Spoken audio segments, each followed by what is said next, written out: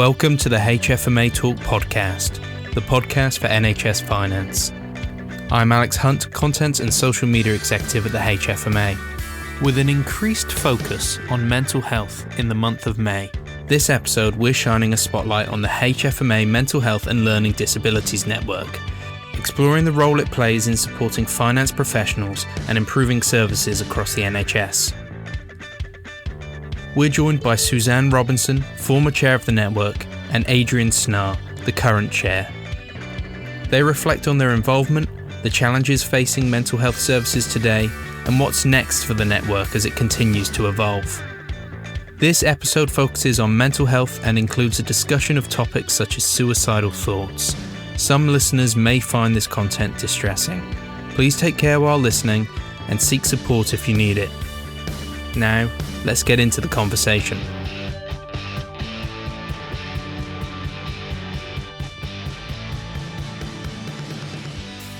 Hi, Adrian. Hi, Suzanne. How are you doing? Good, thank you. I'm good, thanks. So I guess we should introduce ourselves, shouldn't we? Even though we do know each other, for the purpose of the podcast, we should introduce ourselves. So my name's Suzanne Robinson. I'm Chief Finance Officer at Northern Care Alliance. I've only recently joined the organisation in April. But prior to that, I was a Chief Finance Officer at Greater Manchester Mental Health, and I've worked in mental health providers, different ones, for a number of years, and had the huge privilege of chairing the HFMA Mental Health Network for, I think about 7 or maybe even 8 years, until I handed the baton over to yourself. Yeah, thanks for that, Suzanne. So, Adrian Snarr, I'm Director of Finance and Resources at South West Yorkshire Partnerships. I've been here a couple of years now, well, getting on for 3 years now. But I've been involved on and off in mental health provider organisations for a good few years now. But I had a period out, if you like. I worked for NHS England for 5 years where I wasn't as closely involved in mental health. But casing that either side, I was a finance director in a mental health trust. So, yeah, very interested in the work of the network and looking forward to the opportunity of being the chair. Maybe for 7 years, like yourself, Suzanne. Who knows? Yeah, well, I was reflecting actually before we started the discussion about how much has probably changed, or what looks different from the 7 years since I took on the chair. And thinking back to then, I say it's 7 or 8 years ago now, there was a different group of us that were members of this, and I'm not sure actually if some of those members from way back then are still part of the group, because obviously people move and they go into different roles and things change. But I do recall when I first joined, it was pre-COVID, and we were very much in just a contracting space and understanding how mental health needed to catch up, I guess, with our future colleagues in terms of tariff and payment. And it was pre the long-term plan, so we were really keen to understand how investment in mental health could grow and could really start to be seen in terms of parity with our acute trust colleagues. So that was the real sort of thrust of some of the things that we were discussing then. Probably at the time that you were at the centre, actually, because I do remember you from the centre in those days. So we had a couple of key priorities. There were a few of us that really championed, I think, that agenda at the time. So it was when we had CCGs, and we were really focused on the programme budgeting, and we were really using that as a barometer almost to check, is investment moving in the right direction? Is it growing proportionately? How do we make sure it's sort of consistent across the country? And it was a great privilege, I think, to be part of the group, because we something that we I'm sure we'll come on to, but we were really keen that colleagues from the centre were part of the group and sharing things with us, whether that's around policy, or whether that's about the ideas for how things might evolve into the future, how we as a group of professionals could help with that. Give feedback, give challenge, give whatever that might be. And as a sort of new member of the group, that was a really exciting opportunity for me, because I thought we can really influence some things through the group, perhaps better than I would do sat on my own in my mental health trust, working out how we made some real change in that space. I completely understand that. So I first became involved in the mental health network when I first joined a mental health trust So it was my first finance director role in the foundation trust. So, and if you remember, we had freedoms back then in a foundation trust. So I joined the network, and as you say, there was some really good active members. So I remember a lot of the conversations we had was about mental health clustering at the time. You remember that? Oh yes. Yeah, and we had a really strong membership who were very passionate about the value that costing could bring and the value that clustering could bring. And the trust I went into had a really forward-thinking approach on clustering. So there was a little bit of me wanting to network, first foundation trust role, a little bit of me wanting to sort of showcase what our trust was doing on costing, and a lot of like-minded individuals. And I think they were doing some great work trying to shape that policy direction. What was interesting, so then I left the trust and went to NHS England for 5 years. And then when I left NHS England, came back into mental health, rejoined the network. So I think I reflected to you that some of the conversations were reassuringly familiar, but also depressingly familiar. So things hadn't moved on in that period, but clustering had gone, which I thought was a shame. And I think we're getting back onto some of that conversations, as you say, with support from the central teams around currencies. But yeah, I think I'm a big advocate that us as a collective have a louder voice than us individually, and as a sector we have to work hard for our voice to be heard anyway. So I think attracting people from across the mental health sector to participate in the group it's something that HFMA do well in all of their networks, but it does feel particularly valuable for the mental health sector, and I do know that when we do come together, we quite quickly settle onto consistent themes, don't we?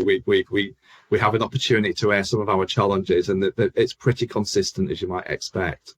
So yeah, I feel like I've been involved for a long time with the little gap in the middle, and I think the network has made some great progress in promoting and supporting some key priority areas.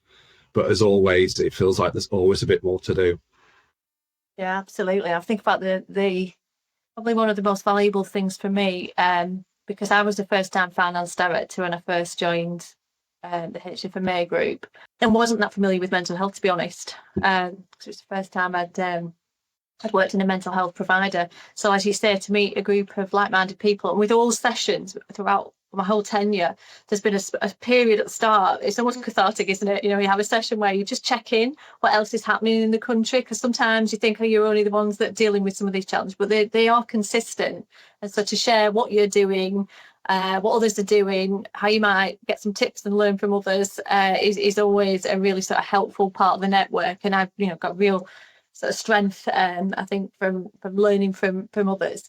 And there was, at the very start, there was a couple of us, and Drew, who's retired now, actually, up in TZESC, and James Duncan, who's up at CNCW up in the North East. He's now chief exec there. We had what we would describe as a three musketeer approach to really wanting to get beneath the clustering piece and really drive clinical engagement within that. So it wasn't just seen as a sort of a finance thing, because it was really challenging, I think, to get clinicians, some of our clinicians felt a little bit let down, I think. We did all of this work on clustering, and then when it didn't manifest itself into a tariff and investment, it was how do you keep clinical engagement in things like that when the obvious benefits don't spring out. So we were really determined to keep a close connection with the development of the tariff work. And I have to say, colleagues at NHS England, so Ben Fletcher and Sam Stringer, have really committed to coming to the group and sharing things with us, and making sure that the HFMA network is actively and genuinely engaged as things have developed. Has been brilliant. Absolute hats off to them in terms of consistently turning up at the meetings, consistently sharing things, and consistently taking a bit of grief as well sometimes when we said, have you thought about this? And they've really listened, genuinely listened. So that's something that, again, networks interprovides, but networks with good colleagues who sit in the wider NHS as well have been really helpful. I think you're absolutely right. And you say that they always come along and give a really valuable update, but they also stay for the full meeting and listen to what's our priorities and join in. And I think that's really helpful. And they too can take messages back to the NHS England teams and sort of relay some of our concerns, some of our challenges. But I think it's a good two-way dialogue, and I think it's a richer group for having NHS England membership on it. We're predominantly a finance director group or a finance and deputy director group. A lot of the people on the group are very experienced in the sector. But like you said, Susan, and so we've had different opportunities along the way. So you can bring collective views in, not just for that insular mental health group. And I think the NHS England colleagues help with that as well, because they do look at things through a different lens, but they are trying to promote the mental health service in the same way that we are. So I think that's great. Yeah. Again, I was reflecting. I was talking to a colleague probably a couple of weeks now, and they were saying, "Oh, how's the transition back into acute trust?" Because I've worked in acute trust for the majority of my my time in the health service, and but most recently within mental health. They said, "What's it like to sort of transition back into the acute trust sector?" And I said, "I've learned so much working in mental health, and so much from again this network." And they say, "Well, what were the best bits? If I was thinking about joining the network, what would it that you would share with me that actually it's worth getting involved?" And hopefully you'll feel this exactly the same, because you now picked up the chair. You'll feel the same way that I did. But for me, to give me opportunity, not only to do what we just described, linking with colleagues and help shape policy, or hopefully put a different perspective into things that will ultimately impact on us as providers, but to be involved in things such as the annual conference have been an absolute privilege for me. I was going back over the years to think, right, well, who are the sort of speakers that stand out? What different people that have been in those sessions, the ones that are the most memorable. And it was probably, there's one of our speakers, which was a gentleman called Johnny Benjamin, and he was brilliant. He was really good, and he shared his story with us at the conference, and he'd actually made a television documentary about his experiences. So it's called the Johnny Benjamin Search for a Stranger, and he shared his personal experience of a young man with schizophrenia, and how he was on the brink of suicide and feeling really lost. And he found his way to Waterloo Bridge, and he was feeling incredibly vulnerable at that point in time. And then a stranger intervened, and the stranger prevented him, in his words, from jumping over the bridge. And following that experience, where the stranger talked to him, and eventually he sort of took himself away from the edge, and he thought differently about things. But then the stranger disappeared, and he then built almost a campaign of trying to find absolute determination to find this stranger that had intervened and had saved him, and genuinely believing that stranger had been pivotal in his recovery and pivotal in saving his life, and particularly around his journey for recovery. And the documentary sort of picks up on all of that and brings them together through a big campaign that they ran. But he shared that story at the conference with us, literally as really heartfelt, really genuine. And I think it's moments like that where you think there's a real privilege of being involved in this network, to see people share their real lived experience and understand why the services that we provide are so important. Because without that that sort of moment of empathy shown by that individual to help Johnny get into service and be supported, and now be sharing his story on TV and with people like ourselves, it's just one of those really, really great moments at the conference. Yeah, I remember that one. I was there. Do you remember it? Yeah, and it was really powerful. And I suppose for us along the tooth finance professionals, particularly with the environment we're operating in now with real financial challenges, it's good, even if it's only once a year, but it's good to get that reminder of what we're here for, because you can lose sight when things are tough. When we're very focused on finances this year, aren't we? And it's good to just get that heads up as to what value we can add. But I think we've had a good range of speakers at that conference, and sometimes we get told where we're falling short as well, or where we can do better.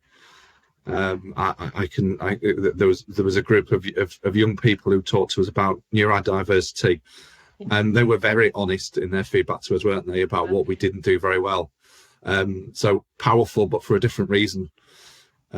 So I think the HFMA do a really good job of bringing those events together, where we do talk a bit of business, we do talk about the wider mental health system, but they always balance it off with an external speaker that motivates and reminds us why we do what we do. Yeah, I think that's you're absolutely right there, the reminders piece.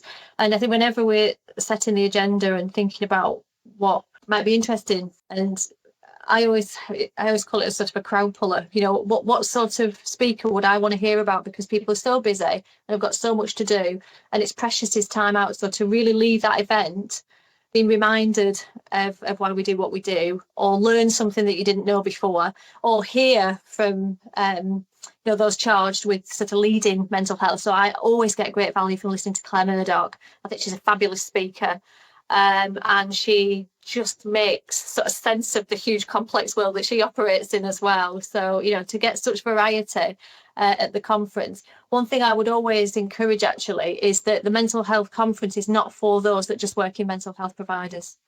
And I know we've been trying to encourage, wider interests really. So the last one we had, I remember at the end being approached by a gentleman who was a chair of an organisation, and he said, I've loved today. He said, I've learned so much. He said lots of things I didn't know, and he wasn't from a mental health provider, but he said, I've learned so much that I can take back to my organisation and ask, what does this mean for us? What we're doing in this space? Here's a different perspective on things, and that was from a chair. So I think the sorts of topics that we pick up are genuinely of interest and value, aren't they, to all sorts of different people. And I know even voluntary sector colleagues, if I think about some of the what I would describe as sort of friends and associates and colleagues that are extended from the NHS, people like Andy Bell from the Centre for Mental Health and his team, really, really important relationships we have with them. And again, a different perspective that will bring to some of the conversations that we have. Absolutely. We can become a bit insular at times, can't we? Yeah. Within the NHS, but within sectors within the NHS as well.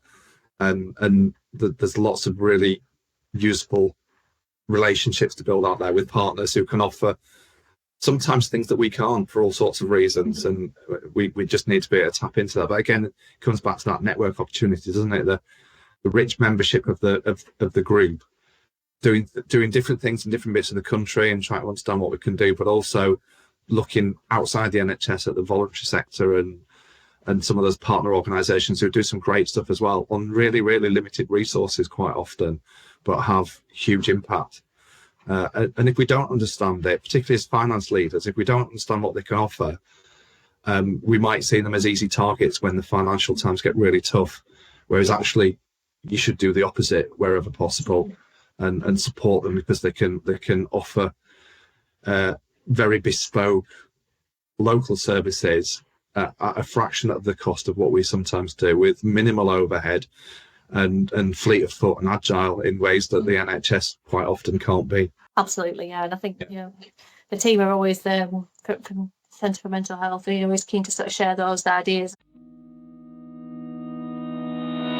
The HFMA Members Summer Series is back. Following a record-breaking turnout in 2024, this free event is back for its third year, running online from the 17th to the 19th of June. Designed exclusively for HFMA members in bands 2 to 6, the 3-day online event brings colleagues together from across all 13 HFMA branches. Expect expert talks, career development insights and networking opportunities with fellow finance professionals.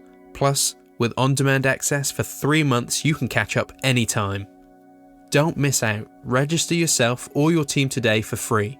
Head to the link in our show notes to sign up. Back to the episode. I guess that leads us on to, doesn't it, thinking about what are the big challenges that we face. And just as I was leaving the network and handing the baton over to your good self, one thing that we were really focused on is productivity. And we've heard loads about productivity recently, and mental health is no different, is it, in terms of being able to evidence and demonstrate that we're being as productive as we can, because resources are stretched, and we all need to make sure that we get absolutely best value from every single pound that we've got. So is that something that the group are still taking forward since I stepped away? It is, and it might not be a surprise to you to know that the mental health sector struggles to evidence productivity on occasion, because you've got to measure the inputs to look at the outputs, and we don't always do that very well or in a consistent way, because we don't have tariffs, we don't have consistent recording systems that many acute colleagues take for granted. So we can do that, and we are doing that, but it's a slightly more bespoke piece of work to just try and understand where the focus is. I know locally we're doing quite well on out of area placements at the minute, which is a national priority to drive down the number, but it's coming at an enormous pressure for our inpatient services. And I've just been on an internal call before we started this that says, we're not always measuring the pressure we're putting our inpatient services under, but the headline figure looks really good because out of areas are coming down. And I think that's some of the feedback we got from the group, that we all broadly face similar challenges. We're all broadly doing the same things, but we aren't consistent in how we count and measure things, and therefore comparing productivity across trusts and systems is quite challenging on occasion. Yeah, and I think you're absolutely right. The across systems piece is really important. So now working in back in an acute trust provider, within the first 2 or 3 weeks of working here, I was on call, and then seeing from the other side the real challenges when somebody who's got a mental health challenges ends up in the wrong place, and the wrong place being our ED departments. And there was one young lady who was known to the service from the organisation that I previously worked in, and to all of us be on the same page at the right place to support her with the package of care that she needs, the support network she needs wrapping around her. The care is not going to be appropriate in the emergency department, and to really see some of the challenges that my colleagues in the emergency department are facing, trying to manage her as best they can and give her what support she needs, but not quite being able to do that. And the out of area placement being that sort of challenge that it faces. How do we come together and wrap around an individual, really person-centered care, and make sure we do what's right for an individual? Because it most definitely was not the right place for that young lady. And what was helpful for me, I guess, is to be able to understand a little bit more about how we might help move her to the right place and give her the care that she needed. So it really made me think about, how do I hold on to that, and how do we make sure we're working really closely with across the system, because we've all got loads of different competing pressures, but we can't forget the individuals in there, which I know we never intend to do. Yeah, so you might get an invite back, Suzanne, at some point to talk about that. So, because you're right, there's always 2 sides to a challenge, isn't there? And we see the mental health side of it, which is we need to find somewhere for a patient, and we haven't got any beds, or there aren't any beds regionally, or if it's a child, there might not even be any beds nationally. So we deal with that day in, day out, and our acute colleagues deal with a different set of challenges. But trying to find the common ground, which is where's the best place for the person or the patient. So yeah, I think that's really important. I mean, as a group, we haven't met since the dust settled on the planning round, but there's some key measures in there. So we've all been issued with metrics around length of stay. We need to start understanding the metric around 12-hour waits in A&E when it's a mental health condition. So we get to get into the debate on some of that, but I suspect that there will be a feature next time we meet, which is what does that mean for everybody? How big a challenge is it? Because again, usually when we start to discuss these things, the challenge is fairly consistent across the country.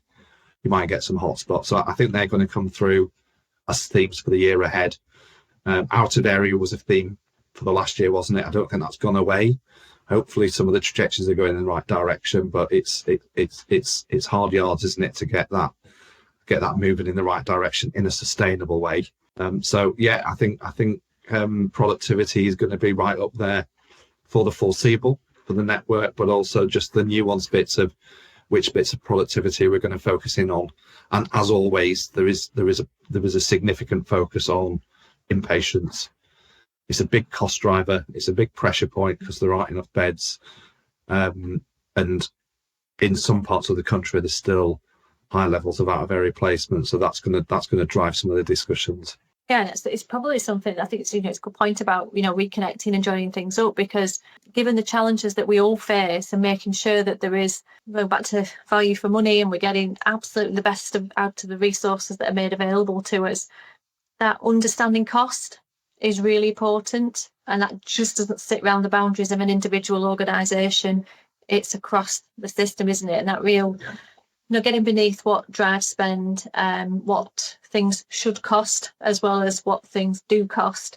And again, we can make sure that we're focusing on individuals and getting the very best value out of that. So there's definitely probably some reconnecting for us to do at some stage. I guess that leads us to the 10-year plan. So as challenging as it is for all of us at the moment, and as our recognition that we've got lots to do, lots of things to focus on, what do you think are the future for mental health? What do you think that might look like, and what things do you think we might see more of in the next 5 or 10 years? Gosh, That's a big question for you, Adrian.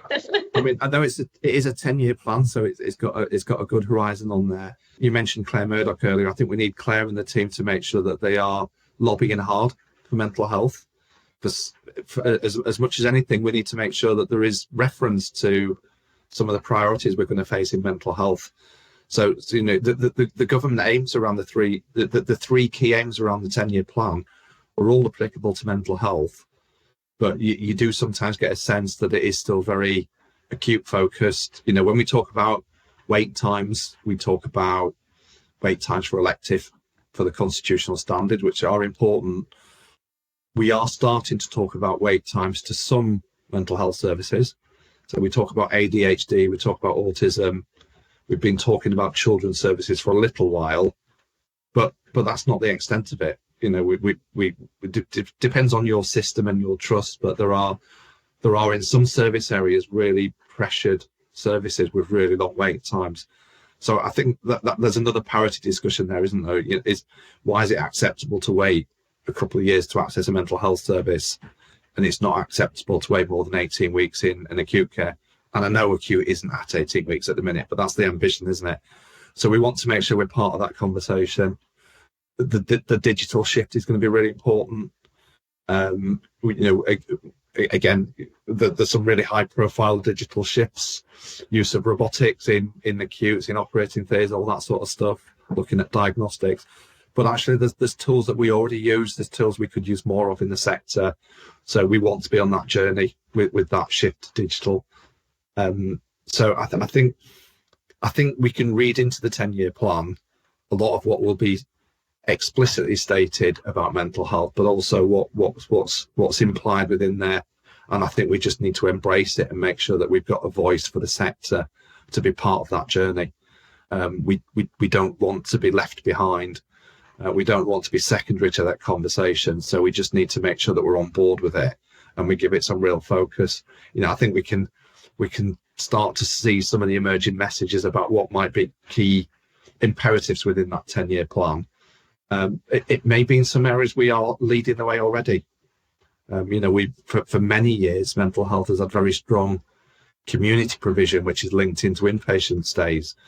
That's not always the same in the acute and community sector, is it? So they can learn from some of what we've done over the years, what we've done well and what hasn't worked quite so well. So I think part of it is engaging the group, understanding the 10-year plan, and seeing what we can do collectively, both through the network and through HFMA, to make sure that we lobby for that voice and make sure we're on the journey with everybody. Yeah, and I think going back to what we discussed earlier, it's about how we sort of connect some of those conversations together. So it's around the people we're here to support, rather than in competition between investment in different places or focus in different places. So I think for me, really focusing on things like children. How do we really sort of build up some of the community support work, the hubs that we had, out there in the communities, to have a place where children feel supported. And again, so when people are in a crisis, they don't find that the place they need to go is the emergency department of their local hospital. So how do we make sure that there is alternatives? It's the same for alternatives to hospital admission in a crisis, isn't it? How do we make sure that people are supported in different ways so that they don't find that the only place they feel they can be heard is in those sorts of environments? And I totally agree. If you think about how we deliver care now compared to 20 years ago and how we will deliver care in the future, across the board, much huger digital presence, ways of supporting people, whether it's through, technology, therapeutic digital offers, AI, all of those things as a place, probably in all that we do to really help support care outside of that hospital setting.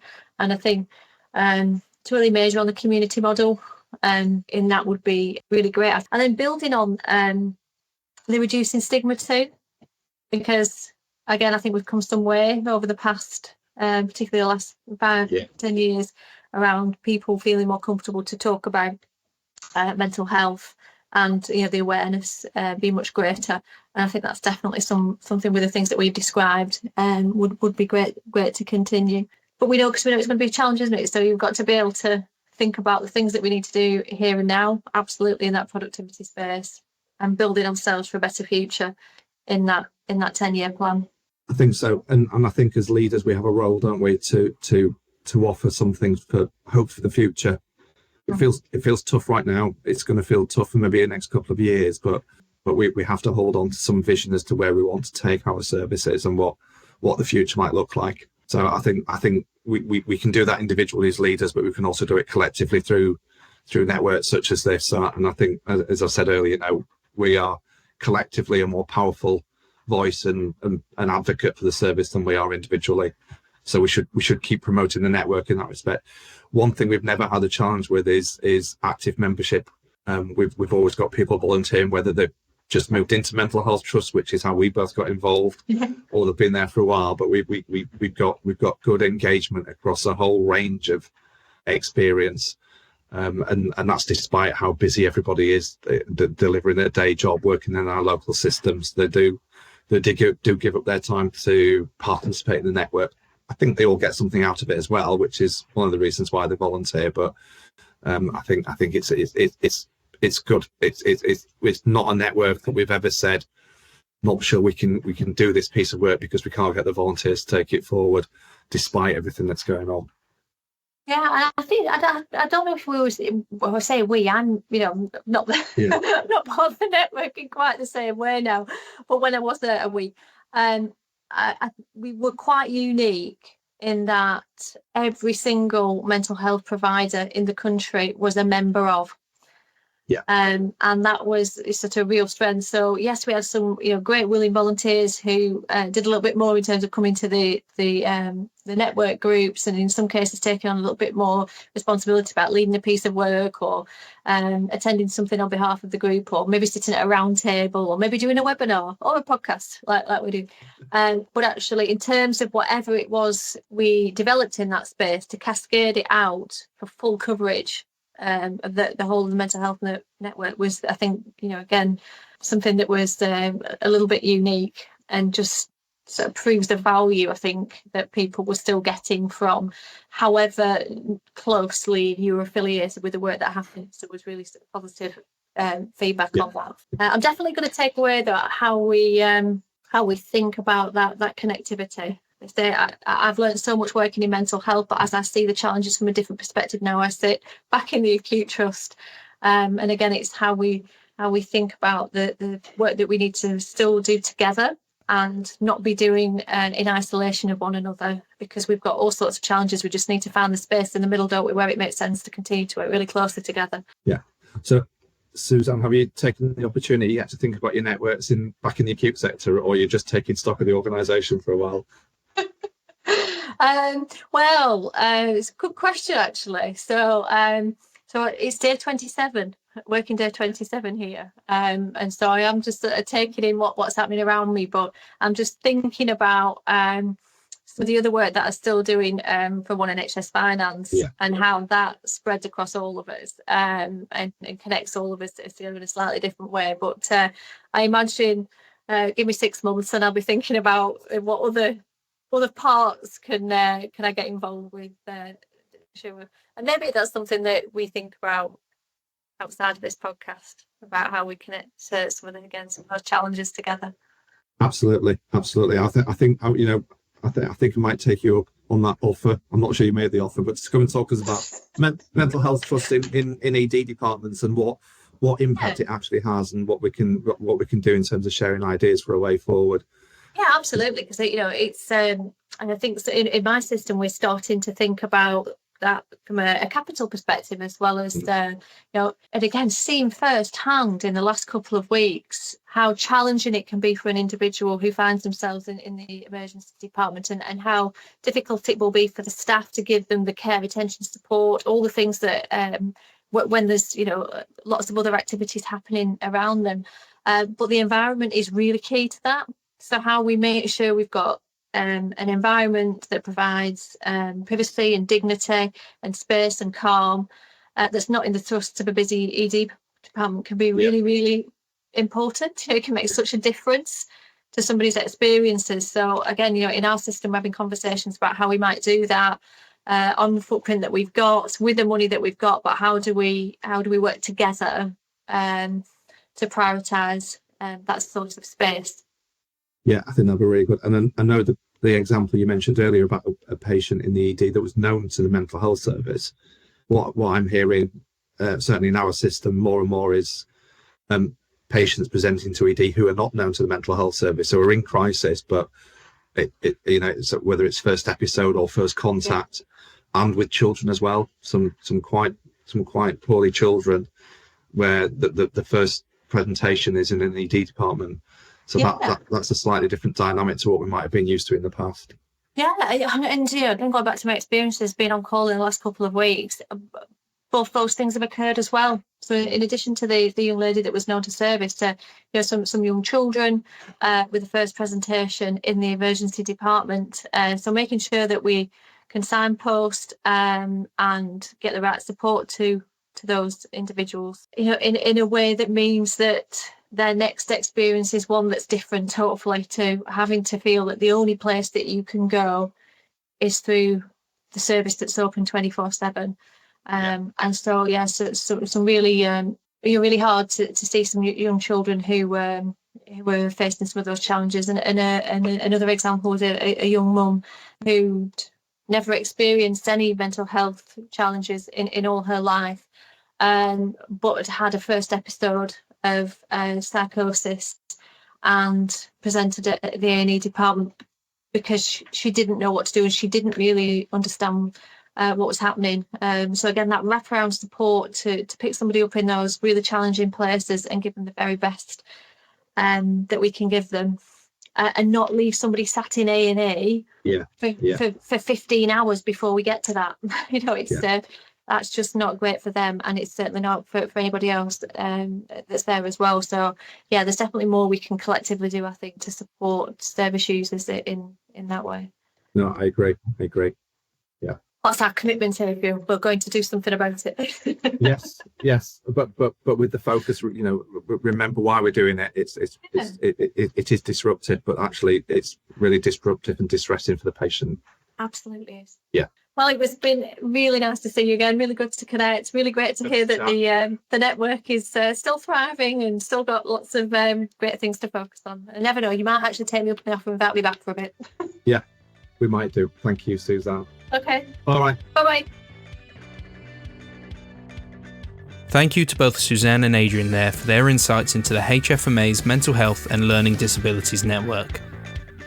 If you want to find out more about the network, you can find a link in our show notes, as well as an email address if you're interested in joining. That's it for this week's episode of HFMA Talk. Thanks for listening. Don't forget to subscribe so you never miss an episode. And if you enjoyed the show, we'd love for you to leave a 5-star rating on your favourite podcast platform. See you next time.